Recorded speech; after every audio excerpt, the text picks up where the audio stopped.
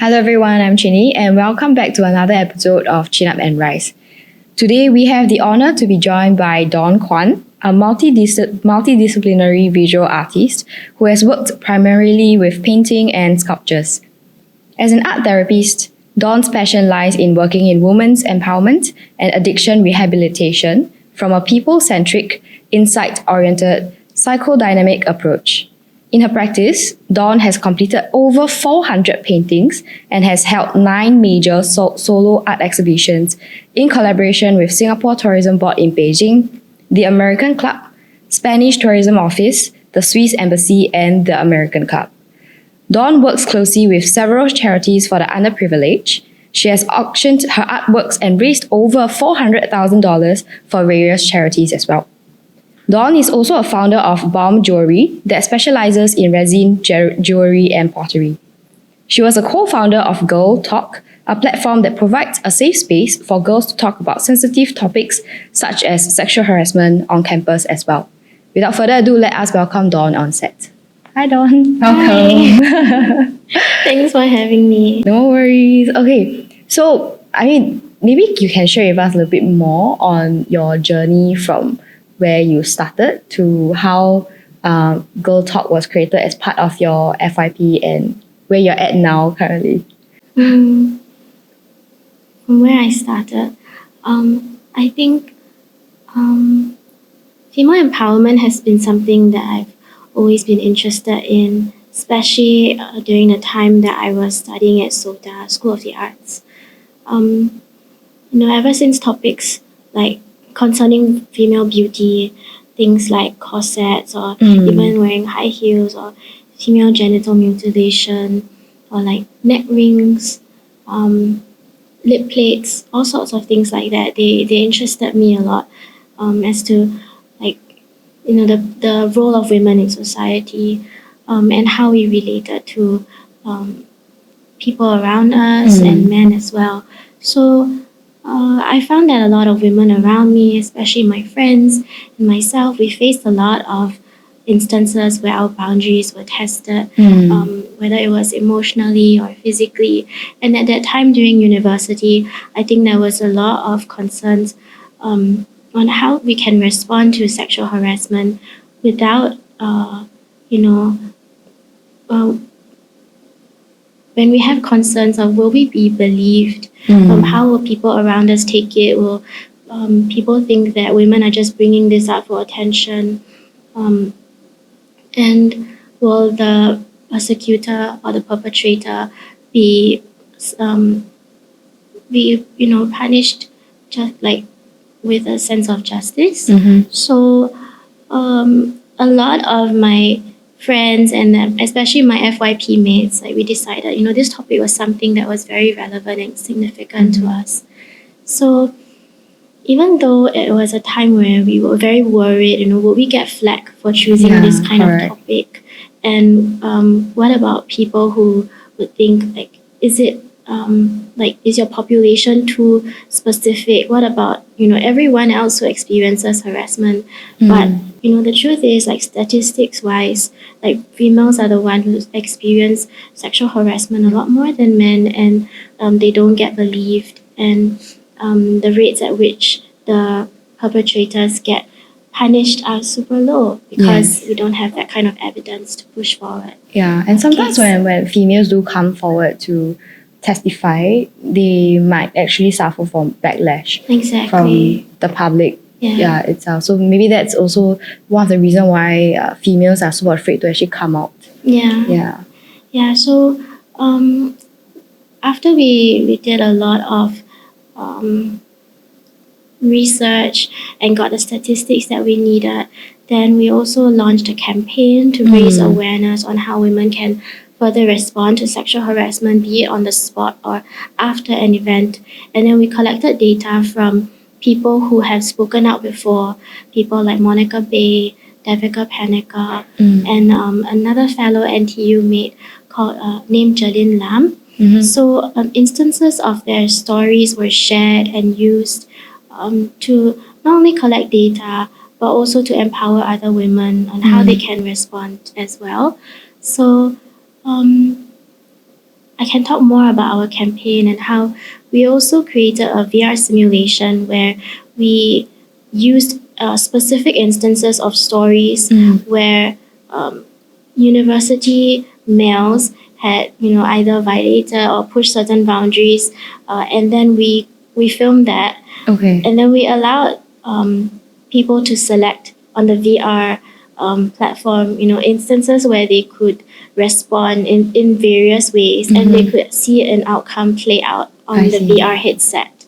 So, for example, whether a male friend commented on someone's top, or whether they touched someone inappropriately, we could kind of play out in a VR simulation how responding would look like in that moment, and that kind of gave people options and also allowed them to think about what kind of boundaries do I have in place, because I think a lot of the time, especially for my friends and myself, we are put in a position where challenged our boundaries like in the moment, and we're like, oh, am I okay with this right now?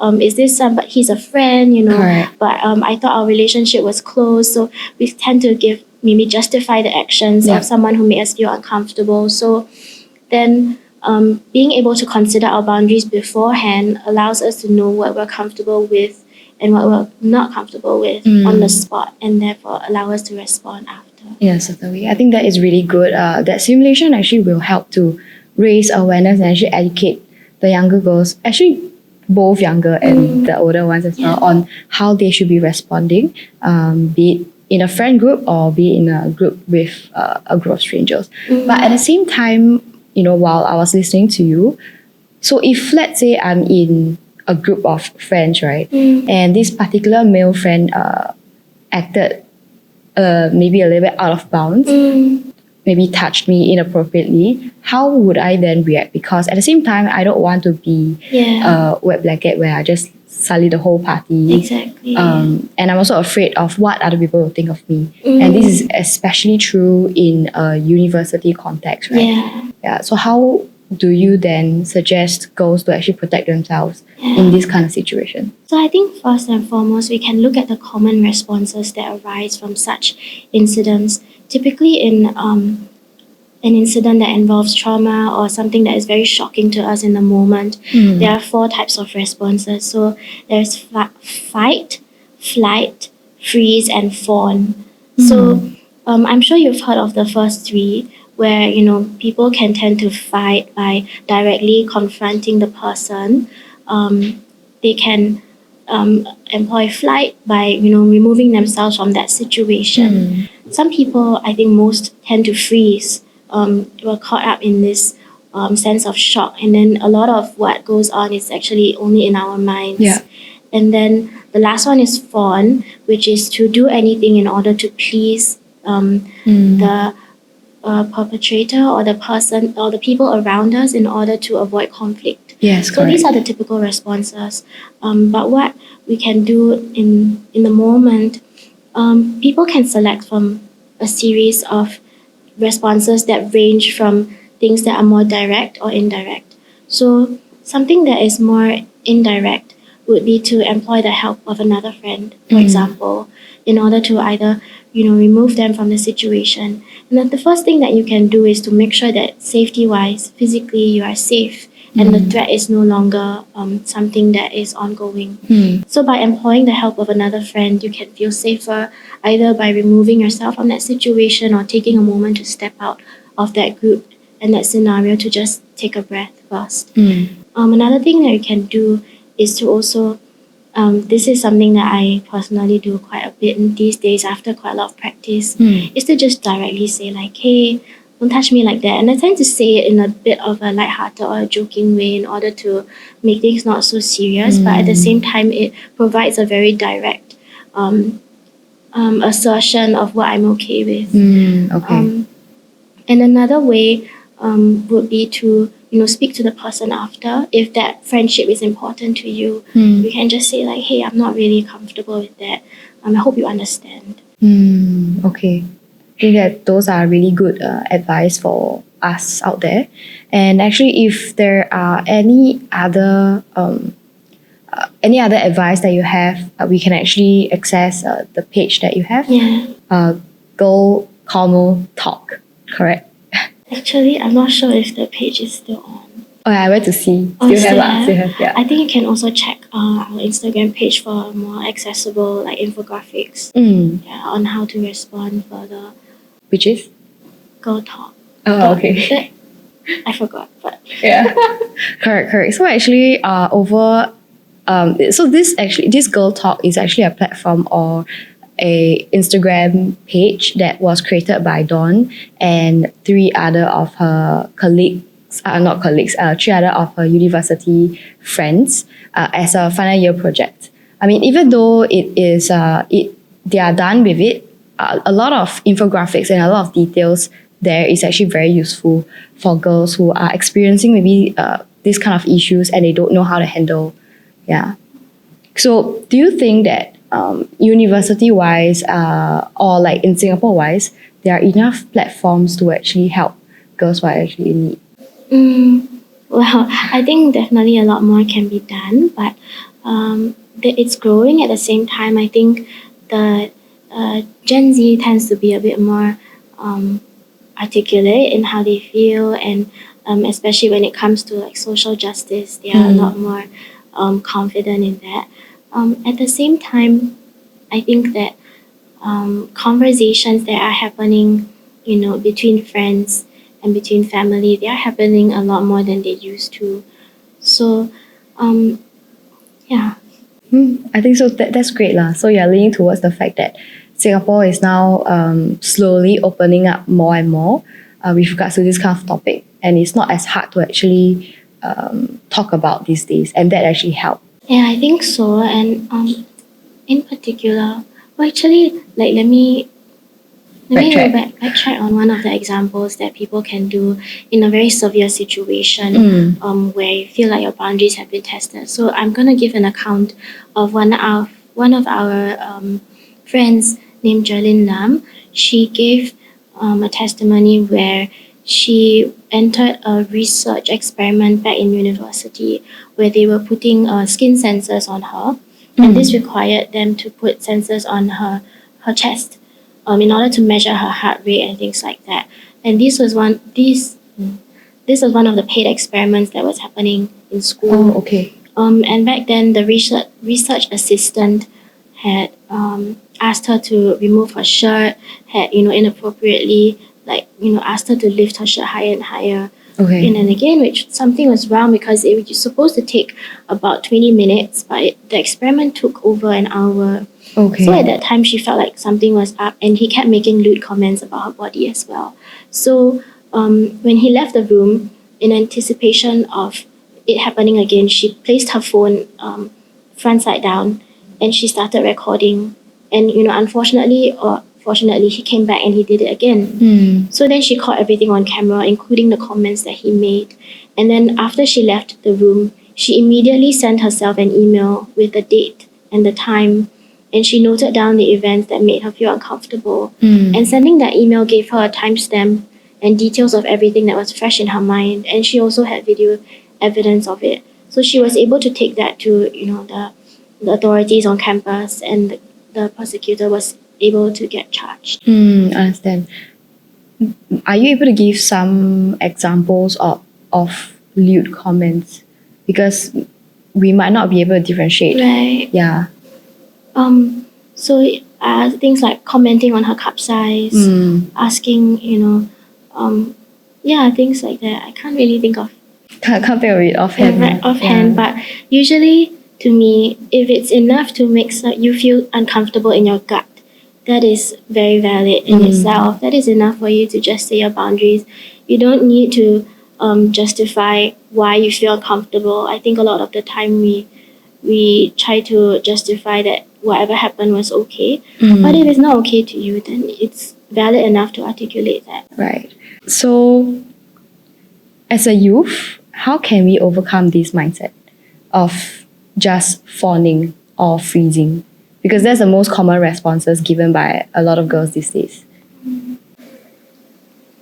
I think, personally for me, with practice over time, I think it was most difficult to start doing it for the first time, start sharing that, hey, stop that. And I started to do it actually on the train when I felt like people were standing too close to me, or if I felt like there was a man staring at me for too long. There was once I was at a bus stop around 6 a.m. and there was someone who was directly facing me, even though the bus was coming from the other direction. And I just said to him, like, do you mind? Can I help you? And then he looked at me like, huh? And then I said, stop staring at me. And then he continued to stare. So I just said, hey, the bus is over there, face that way. And then he faced the other way. So that was the first time that I ever, just said it straight up. And then over time I grew confident, and it just became a thing where if I was ever feeling threatened in that way, I would just say, do you mind? Can I help you? Yeah. Okay, thank you. I think it's not easy to be that direct. I mean, I don't think I can imagine myself saying that. I mean, most of the time I would flee. Yeah, is it correct?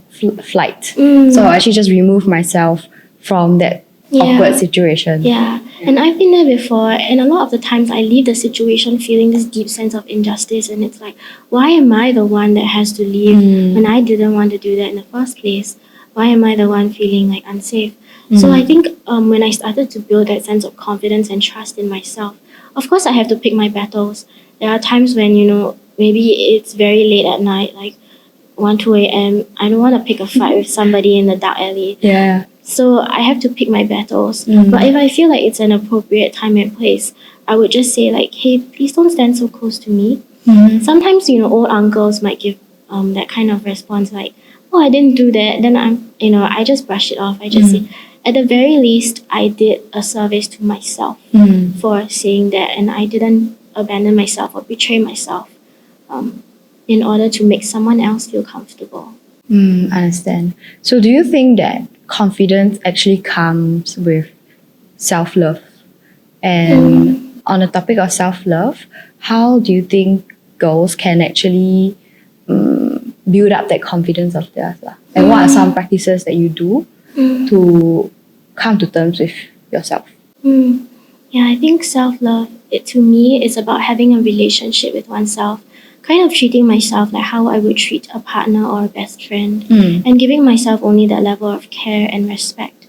A lot of the times, I think many of us have been in a situation where perhaps we're in a relationship that we're not happy with, and then we ask ourselves like, I wouldn't want a friend to go through this. Why am I putting myself through that? So similarly, I use the same measurement in order to see like, would I want my best friend or my partner to go through this, and give myself that level of respect. And I think self-love manifests itself in giving ourselves what we need in that point of time.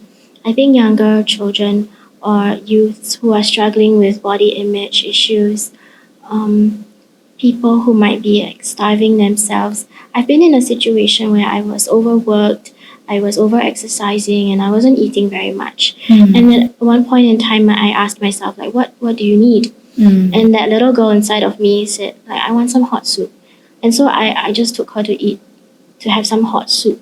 And that was like all she wanted. And I felt so loved by myself. And this was when I started building that kind of relationship. And, kind of extending that dialogue, not to just that moment, but, every other decision that I make, is this something that I'm making out of love or fear? Am I choosing this path because I care for myself, or care for another person? Or am I afraid of the consequence, of not acting this way? So on the topic of how to empower younger girls to foster self-love, some of the tips and tools that I used, one of them is recognizing the voice that you want to be led by. Sometimes a lot of us have critical thoughts, especially I think in Asian culture where we are always pushed to do our best, and if we're not doing our best, then what are we doing? That kind of thing. And so would I want to talk to my child that way? and I recognize that voice in my head that's telling me, oh, you're being lazy or you're not working hard enough. And then I ask myself, like, is that really true? And where does that voice come from? Is that something that I want to own? So then, without making it sound too chim, I think try start building affirmations as simple as I am enough. I don't need to be perfect. I don't need to I don't need to be any more or less than who I am. I think as women, especially with the new Barbie movie that came out, it brought a lot of top conversation about how we dress, like too much makeup, too little makeup, too much clothes, too little clothes. Be feminine but not too much. Those kind of things. Be smart but don't show off. So it's very hard to be a woman. So and that, like, reframe that kind of thinking using affirmations, journaling, talking to yourself like you would a friend. So I think the biggest takeaway from that is that for you to actually start having this kind of reflection, I think one needs to start by journaling, or actually finding a community or someone to actually bounce ideas and talk to, such that you can come up with these thoughts as well. Because if I am doing my daily life as I am, I wouldn't think that I'm lacking in self-love. And I wouldn't think that, the reason why I'm feeling this way is because I don't love myself enough. I will be in this situation where I am in self-denial. Yeah, so if let's say I'm in that kind of situation, how do I break myself out of it and actually acknowledge and actually understand that, the reason why I'm not being confident enough, I have low self-esteem, is because I've not been loving myself enough. So you're saying that sometimes it might be difficult for people to make that link. Correct, yeah. Because I feel that you are able to make that link because you actually realize that, I'm not respecting myself enough. But what if I don't even know that I'm not respecting myself enough? Yeah, and to me, pleasing other people is something that makes me happy as well. Yeah. Well, it can be quite difficult to distinguish between I haven't really thought of that before. I would say that if you do notice, even in the slightest sense, that you're not where you want to be, or there is a misalignment in the values and your actions. So for example, if you value kindness, but it's difficult to be kind to yourself, then I think that will show up in different ways. And your body or your mind has a way of kind of informing you, whether it's through anxiety. Sometimes I remember when I was younger, I used to have like heart palpitations, sweaty palms. Different sensations in the body can tell us different things. And at that time, it was hard to decipher what my body was telling me. But as simple as a feeling of anxiety, that can indicate, that I was feeling uncomfortable. And I think that in itself can prompt me to speak to a friend or, journal it down. And just using those feelings and trying to tune into, like, what is that feeling trying to tell me? Okay. I think that actually will help a lot of people. Noticing the bodily changes that you have based on different situations that they are in, and actually taking a step back to listen to what your body is telling you. I think that is very, very important. I think a lot of the time when we have these sensations, it's very easy to just really stay in that feeling and start to add to it, or start to panic and catastrophize, or even do this thing of fortune telling. We might try to predict the future when there is not enough evidence to tell us, for example, I'm going to a job interview, it's going to go badly, for example, like that. We start to add all this false evidence in our minds to maybe prove to ourselves, so that maybe if we didn't get the job, it's like, I told you, the people can't be trusted in the end, things like that. So if we start with tuning into our bodies and understanding where is the anxiety and what is it telling us, and there will be more of a relationship between the body and mind, and then between, like, ourselves. Right. What do you understand from the word manifestation? Because I do hear a lot of people talking about manifestation. It's like the moment you, for example, the job interview one, right? If you keep telling yourself that you will not be able to do it, you will flunk the interview, there is a higher chance of you actually failing the interview compared to you telling yourself that, you know, I can do it. Yeah. Even if I don't do well, it's a learning experience. So having a positive take on the interview and a negative one can eventually do a fortune telling or manifest that result. I think it's really talking about where we put our energy and focus. That's where it will grow.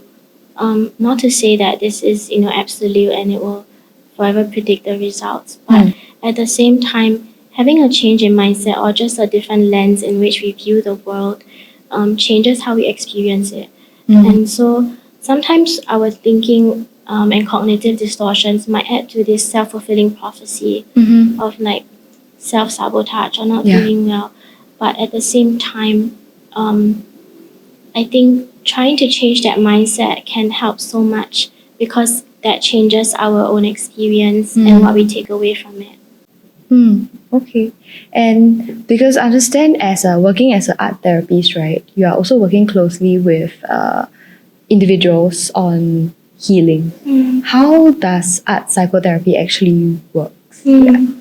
So art psychotherapy is a combination of theories from human development, psychology and art. So it's a combination of human development, psychology and art, and it focuses on how it is used as a modality to further the discussion on things surrounding issues or conflicts that the client is facing, and then we use theories to uncover why they are feeling that way and to express themselves. It depends on the goal of the client. So for example, if a client is wanting to become more grounded and less anxious, then I might be able to use different mediums that are more grounding, like sculpture, mediums that are harder in a tactile sense. Okay. Or things that are that involve a lot more cognitive thought, like jigsaw puzzles or sensory experience, in order to ground the client and to allow them to feel a sense of security in that moment. However, if they are wanting to express themselves and unlock emotions that have been suppressed for years, then I would use more fluid mediums and mediums that are difficult to control, like watercolor or paints, sometimes marbling or slime, in order to increase that sense of fluidity. Is it right for me to say that when they are doing things like sculpture or like puzzle, they are constantly thinking about how this thing can firm up, which will essentially translate to how they can ground themselves in life as well? Or like what is the link? Yeah. Okay, so there are two. Well, actually, one main link is to get out of our minds and into our body. So the underpinning theory of art therapy, it really highlights the relationship between the medium and the person using the materials, and also between the artwork and the artist. So as the artwork kind of comes to life, there are also elements where the engagement with the senses allows us to tap into emotions and trauma that is stored in the body and to pull that out and to so it works on the same part of the brain called the reptilian brain, same part responsible for addiction. So this is the part that is responsible for survival and is engaged when we feel threatened. Okay. So at any time your nervous system is feeling threatened and heightened, that is a part of your brain that is just telling you to survive, get out of that situation. So for example, anytime a rabbit sees a snake and narrowly escapes an attack, at any time there is a rustle in the bushes, the rabbit might think like a snake is coming. So sometimes when we are not even threatened, there might be anxiety, there might be moments where we feel unsafe, But that is because our survival brain is being activated and our nervous system is dysregulated. So then art therapy works from what they call a bottom-up approach, in working from the bottom part of your brain, going from the survival part, the brainstem, to the limbic brain, which is in the midbrain, that is responsible for feelings, and then finally the cognitive brain, which is in the prefrontal cortex. So that will allow you to achieve cognitive insights. So it's pretty much sensations, feelings, and then cognitive insights, as opposed to going the other way where other therapy modalities like cognitive behavioral therapy works from a top-down approach. Okay. And you can access all these different parts of your brain through like activities like sculpting. So the main part that we're accessing first is the survival part in order to regulate the nervous system. So the main parts like involving grounding, then I would encourage clients to do sculpting through clay, and for example, things that are more expressive and explosive, I would encourage them to use more like kinetic ways of expressing themselves, like dance. Okay. Then what's the difference between going for an art therapy session versus myself going for a pottery class or a dance class? So that's a really good question. I think sometimes people can conflate the two, and they can say that, oh, I'm going for art therapy, when it's actually not. So art in itself has therapeutic value. The way that we engage with mediums can be very calming and regulating. But going to see an art therapist, on the other hand, is a completely different activity, because you are in a safe space with a professional using theories that underpin this whole discipline. And also there are specific goals for the client that you do together. So you go to the therapist and you might ask them, you present them with certain conflicts that you are trying to overcome, and then together you set goals and come up with a therapeutic plan in order to engage in this healing journey. So then the therapist gives you directives, directives meaning activities or goals in order to achieve during that session, and you do it together. So there is also a relationship between the therapist and the client, and that therapeutic relationship is based on trust, and it's very important. So compared to doing making art on your own, that in itself can be intrinsically calming and beautiful, but at the same time, visiting a therapist has therapeutic goals. Because it's more targeted and more personalized towards what you actually need, right? Yeah. And maybe you can explain to me a little bit more about what attachment-based psychotherapy is about. Is it the same thing? So for clients that are that desire to go deeper in understanding the self, and have goals of trying to understand how their childhood has shaped them, then attachment-based psychotherapy offers you a different perspective in understanding why we do certain things we do. So attachment theory breaks up attachment into three main types of attachment. So one is secure, one is avoidant, and the last one is insecure. Okay, then so actually what got you into art in the first place? Okay, so when I was about 5 years old, my parents brought me on a trip to Vietnam, and my parents have always been very encouraging in terms of giving back to society and imparting this value of philanthropy to me. So we went to Vietnam. We were donating supplies to children in hospitals, and I saw a lot of them with tumors and cleft lips, and some of them had club feet, meaning that the knees were going the opposite way. Okay. And it was very shocking to me. At that time, my parents encouraged me to sell my doodles, even at 5 years old. And so my mom sent an email trying to raise funds for the surgery of cleft lip children who were born without an upper lip. Okay. So with that email, it read that if you were to donate $250, you would get a little doodle by Dawn. And then we raised 25,000 Singapore dollars. That was a long time ago. Yeah, so And that's actually quite a lot of money. for that time. Yeah. So this continued when I was 8 years old, and we started to auction my artwork, my little acrylic paintings that were just sort of inspired by Claude Monet and those like impressionist replicas. So we auctioned them for 15,000, and soon after that, for every year from 9 years old, I had an exhibition. So that really got me into this kind of you know Art therapy, like the route that you're actually on. oh, okay. Yeah. So from 9 years old, we had an exhibition, 9, 10, 11, and at that time, perhaps, I think it's safer to say I didn't really completely know what I was doing. I was really making art for the love of it.